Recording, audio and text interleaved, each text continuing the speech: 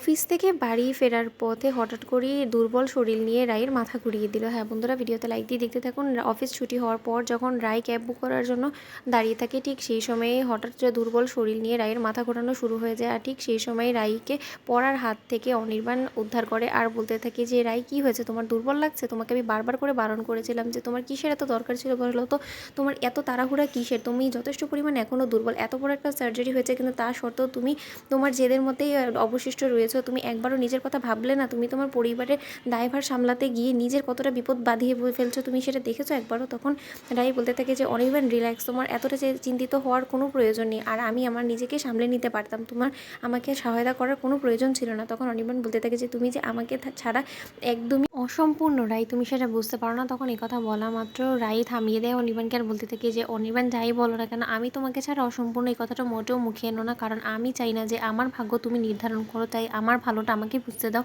আমি চাই না যে আমার কোনো বিপদ আপদে তুমি তোমার সহায়তার হাত বাড়িয়ে দিয়ে আমাকে তোমার ঋণে ফেলে দাও। তখন এই কথা বলা মাত্র অনির্বাণ বলতে থাকে যে, তুমি আমাকে এক মুহূর্তের মধ্যে এতটা বড় করে দিলে।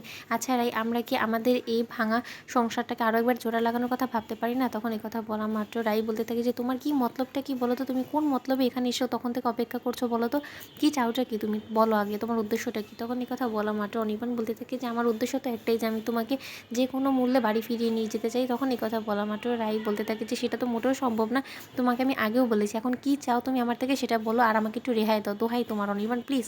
তখন অনির্বাণ বলতে থাকে যে, রাই আমরা কিছুক্ষণের জন্য কি আমরা একটু কোনো ক্যাফেতে বসতে পারি, তোমারও একটু রিল্যাক্স হয়ে যেত, আর আমাদের কিছু জরুরি কথাও বলা হয়ে যেত, আর কিছুটা সময় আমরা একে অপরের সাথে টাইম স্পেন্ড করতে পারতাম। তখন এই কথা বলা মাত্র রাই বলতে থাকে যে, সেই টাইম স্পেন্ডের কথাটা তুমি কী করে নিজের মুখে আনো, আমার সেটাই ভেবেই লজ্জা লাগছে জানো তো।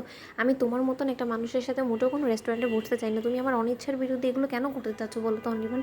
তখন অনির্বাণ বলতে থাকে যে, ঠিক আছে, না হয় একবার আমার খাতিরে, না হয় অন্তত একদিনের জন্য যদি আমাকে ভালোবেসে থাকো, তাহলে তোমার ইচ্ছার বিরুদ্ধেই না হয় আমার সাথে একটু রেস্টুরেন্টে চলো। তখন এই কথা বলা মাত্র এক পর্যায়ে অনির্বাণের কথা ফেলতে না পেরে রাই বাধ্য হয়ে অনির্বাণের সাথে রেস্টুরেন্টে গিয়ে বসে। আর রেস্টুরেন্টে গিয়ে বসা মাত্রই রাইয়ের হাত ধরে অনির্বাণ বলতে থাকে যে, আচ্ছা রাই, তুমি আমাকে একটা কথা বলো তো, তুমি কি আমাকে একবারই তোমার জীবন থেকে দূর দূর করে তাড়িয়ে দিয়েছো? তোমার জীবনে কি, মনে কি আমার জন্য কি একটুও জায়গা নেই? তখন এই কথা বলা মাত্র রাই বলতে থাকে যে, জায়গা নিয়ে আমি মিথ্যে বলবো না, কারণ আমি মন থেকে এখনও তোমাকে ভালোবাসি, আর তোমার জায়গাটা আমার জীবনে কেউ নিতে পারবে না, তাই আমি তোমাকে মিথ্যে বলবো না, কিন্তু তা সত্ত্বেও এখন তোমাকে আমি আমার হাজব্যান্ড হিসেবে মেনে নিতে পারছি না।